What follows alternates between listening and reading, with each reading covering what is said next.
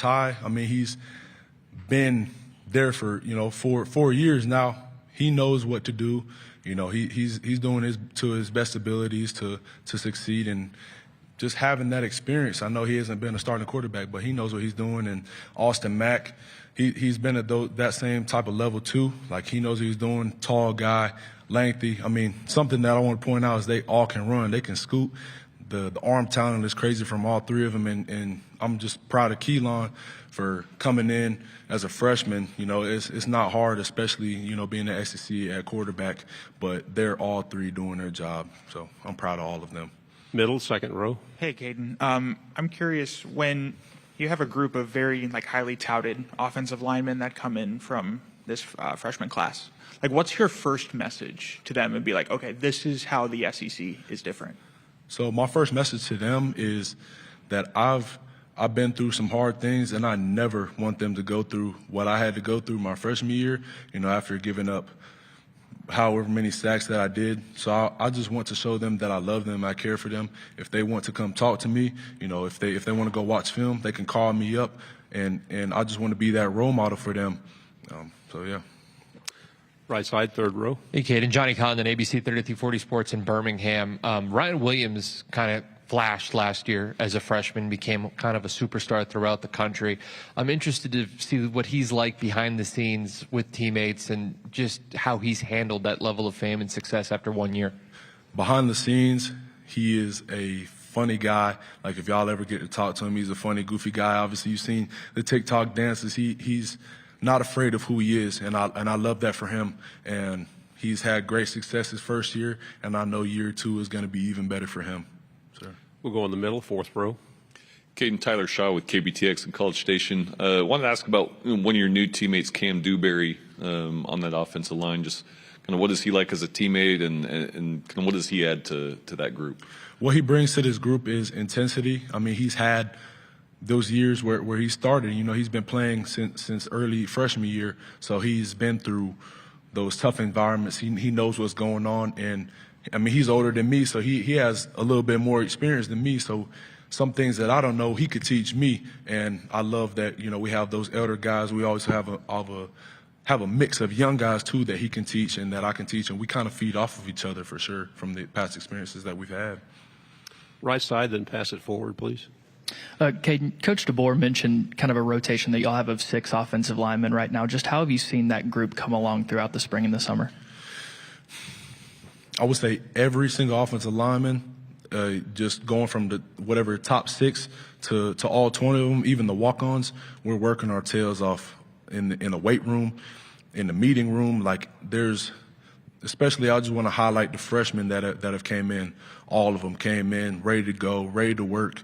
I would say even better than me when I came in as a freshman. They just have that level of intensity to them, and I know they want to work. But the top 6, I mean, whoever those 5 are that are, come August 30th, I'm gonna be proud of each one of them, and I know that the coaches are gonna make the best decision moving forward. So, second row.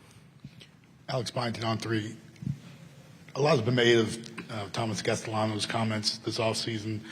First off, what was the reaction within the locker room when the FSU quarterback is saying what he's saying? And then what does it say about the standard of that team, Alabama, that you have an opposing quarterback speaking like that?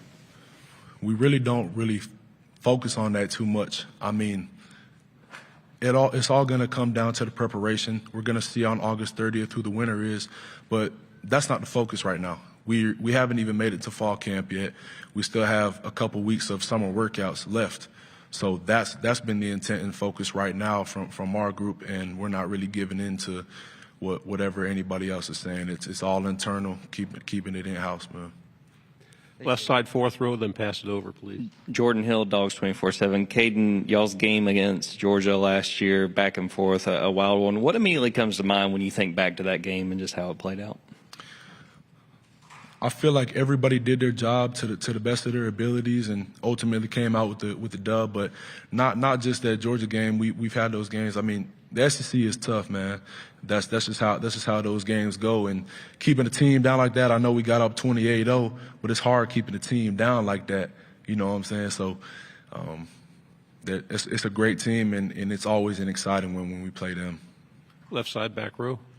Dan Peck, ESPN 106.7 in Auburn. A lot was new for Coach DeBoer last year. Have you noticed any growth or development in his second season as your head coach?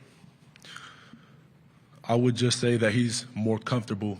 It's hard coming to the SEC as a first-year head coach. I mean, that's stressful for sure. And I don't want anybody to hate on my coach or anything like that. So I'm doing everything to my best ability to provide, for him to have the best success. You know what I'm saying? So, but I would say the comfortability. We're relationship based, and that's just what it's been throughout this past year. Yeah. Fourth row in the middle, then pass it to your right. Hey, Kadyn, Nick Wiggins over in Mobile, Alabama. You've been in the SEC a minute. They say it just means more. I'm curious if you have an interesting story on what was your welcome to the SEC moment where you thought, man, it really is different here. I would say just freshman year, we obviously seen the stats that I gave up and how many sacks. I mean, that kind of speaks for itself right there, is how hard it was. But one specific play was Middle Tennessee, my first ever game. I'm taking the outside zone track to the right. And before I had even got my right foot in the ground, I had a linebacker run through my chest. He wasn't even worrying about the play. He was just trying to run through me. So that's how I knew. It was like, yep, that's welcome to college football right there. And that's from that day on, man, I think about it. I just got to laugh it off, honestly. Yeah. Front row.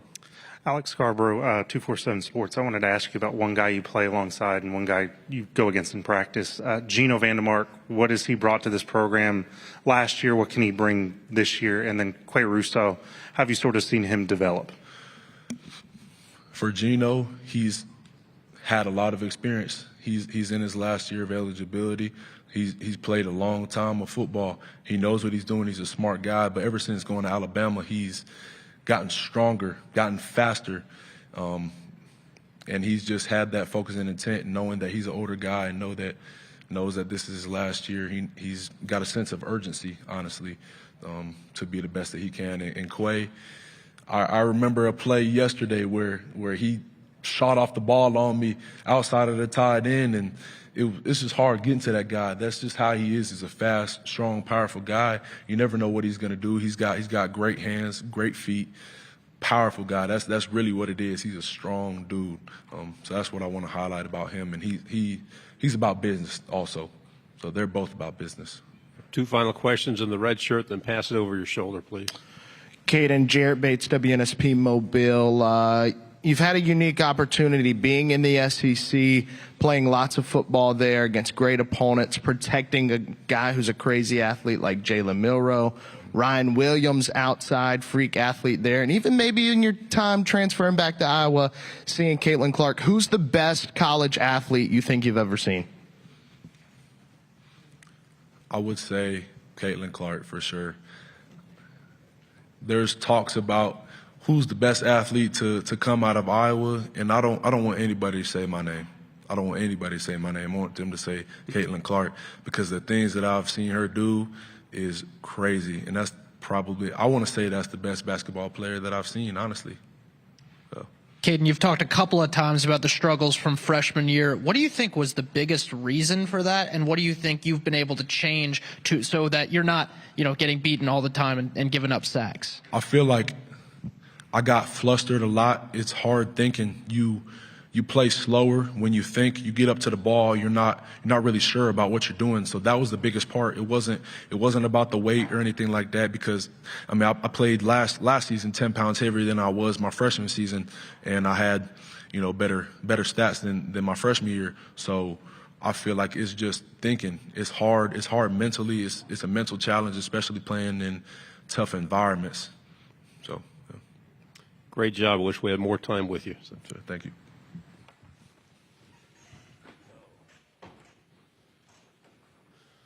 You're very good. Appreciate you.